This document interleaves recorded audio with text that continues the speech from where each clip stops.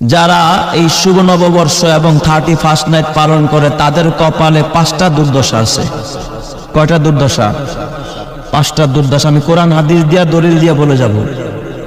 যারা 31st night পালন করবে তাদের জীবনের দুর্দশা কয়টা? 5টা। লিখে রাখেন লাগলে।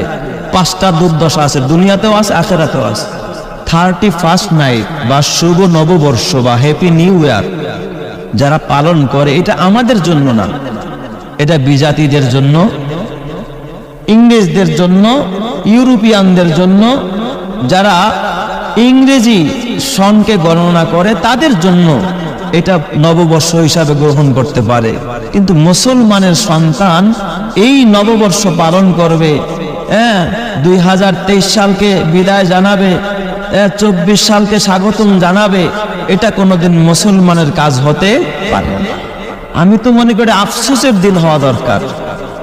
31st নাইট তথা ডিসেম্বরের শেষ রাতে তো আফসোস করা দরকার, আরে আমার জীবন থেকে তো একটা বছর চলে গেল, আমি কয় ওয়াক্ত নামাজ পড়তে পারলাম, আমি কতটা ইবাদত করতে পারলাম, কতটা নেকি কামাইতে পারলাম, কতটা গুনাহ আমার হয়ে গেল, আমার জীবনের হিসাব কষা দরকার। আমি তো এক পা আমার কবরে চলে গেছে, কখন জানি কবরে চলে যাই, এই হিসাব তো আমার করা দরকার ছিল।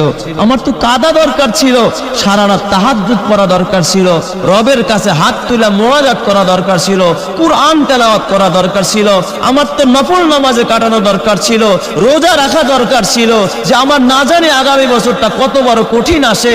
আল্লাহ তুমি আমার অতীত জীবনের গুনাহ মাফ করো, সামনের জীবনে নেকি করার তৌফিক দান করো, এই প্রত্যাশা নিয়ে যদি সামনে বাড়তা, তোমার সামনের দিনগুলোকে ভালো বানায় দিতেন কে?